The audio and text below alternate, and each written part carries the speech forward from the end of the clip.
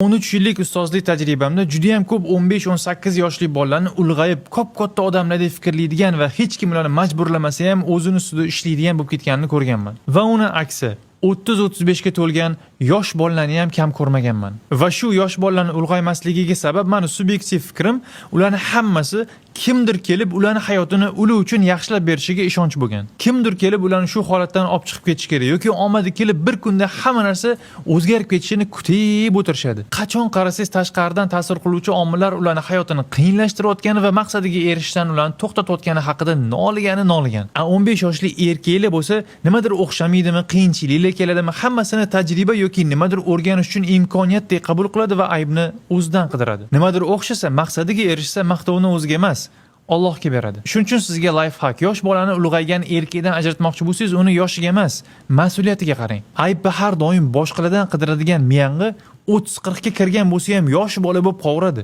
Ulg'aygan erkak bo'lsa, dini va dunyosini tartiblash uchun barcha sabablarni qiladi va tavakkalni sabablarga emas, Allohga topshiradi. Sizga savol: siz ulg'ayganmisiz yoki hali ham yosh bolamisiz? Yo'q, yoshingizni so'ramayapman. Ingliz tilini o'rganinglar. Barakallohu fikum.